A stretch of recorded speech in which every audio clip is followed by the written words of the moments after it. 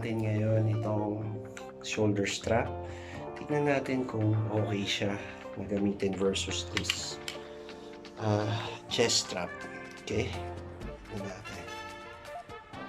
So, doble-doble yung ating gamit na strap. Okay? Tignan natin yung performance.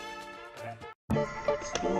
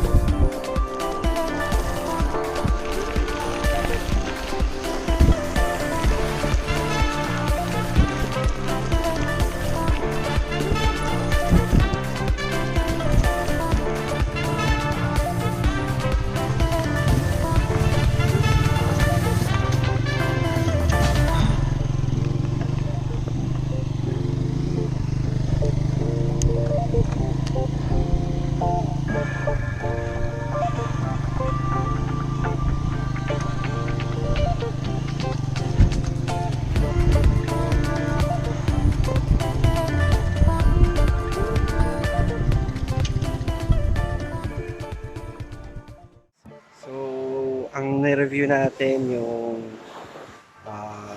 shoulder strap, tapos yung chest strap today. So mapapansin nyo medyo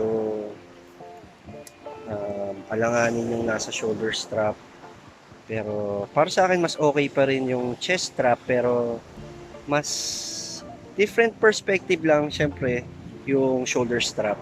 Okay din siya. Tingin ko, kung gusto mong kumuha ng ibang perspective sa pandagdag sa videos mo. Ngayon, kung gusto nyo ng ganitong strap guys, meron akong link na ilalagay. You can purchase it sa Lazada. Makikita nyo siya. Click nyo lang sa description. Ayan. Sana nagustuhan nyo yung video na to. See you next time guys. Alright.